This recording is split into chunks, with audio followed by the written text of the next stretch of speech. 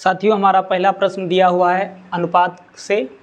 लिखा है यदि a अनुपात b बराबर 7:9 और b अनुपात c बराबर 5:7 है तो a अनुपात c क्या होगा, आपको बताना है।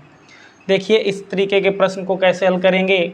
ये मैंने लिखा a और b का अनुपात कितना दिया है 7:9। फिर इधर दिया है b और c, b तो ये लिखा हुआ है तो ये आगे हम क्या लिखेंगे c।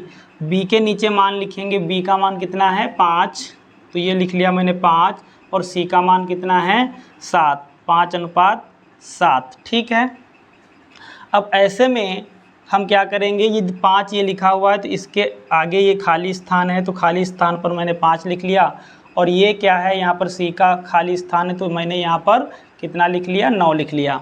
इनकी गुणा करेंगे 7×5 = 35 अनुपात 9×5 = 45 अनुपात 9×7 = 63।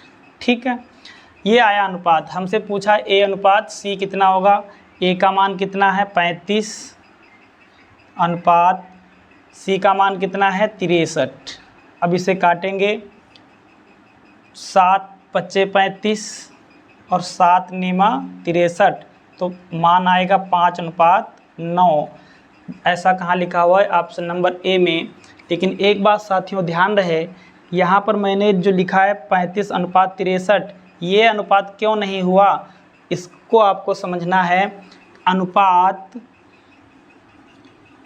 जब कभी भी लिखें तो अनुपात मिनिमम, यानी कि अनुपात को हमेशा सरलतम रूप में लिखा जाता है। अनुपात को सरलतम रूप में लिखा जाता है, ये बात आपको ध्यान रखनी है। क्योंकि जैसे लिखा हो यदि 20:25 तो ये अपने सरलतम मान में नहीं है, तो इसे हम क्या करेंगे 5 से काटेंगे, 5 × 20 और 5×5 = 25, तो ये सरलतम मान इसका क्या होगा 4:5। इस तरीके से हमको लिखना है। इस तरीके से हम 35:63 ना लिख करके इसे क्या लिखेंगे 5:9, जो कि ऑप्शन नंबर ए में लिखा हुआ है। ठीक है साथियों,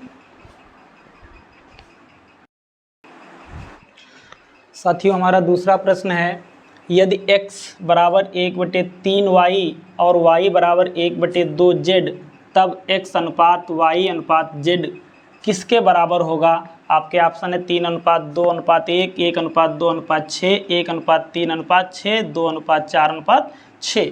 ठीक है, देखते हैं इसे कैसे हल करेंगे।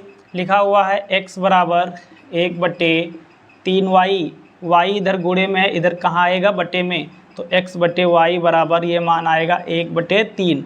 इसका मतलब है x का मान 1 है तो y का मान कितना है 3, तो मैंने यहाँ लिखा। इसी तरीके से इसे भी लिख लेंगे, y बराबर 1/2z, तो y के बटे में क्या आएगा z, तो ये आएगा 1/2। तो यदि y का मान यहाँ पर 1 है तो z का मान कितना है 2 है। इसे लिखेंगे x, y और z के जब अनुपात में लिखेंगे तो x और y के बीच क्या अनुपात है 1:3, और y और z के बीच क्या अनुपात है 1:2। तो y का मान यहाँ पर कितना है 1 अनुपात z का मान कितना है 2। इसे हल करेंगे तो यहाँ पर इसके नीचे क्या है खाली जगह है, तो इसके यहाँ पर क्या लिख लेंगे 1 लिखेंगे। z के नीचे खाली स्थान है तो यहाँ पर कितना लिखेंगे 3 लिखेंगे, और इनकी क्या करेंगे गुणा, तो 1 × 1 रहेगा अनुपात 3 × 3 रहेगा अनुपात 3 दूना कितना 6। तो हमारा मान x अनुपात y अनुपात z का जो मान आएगा वो 1:3:6 आएगा। ऐसा कहाँ लिखा हुआ है ऑप्शन नंबर सी में। ठीक है साथियों।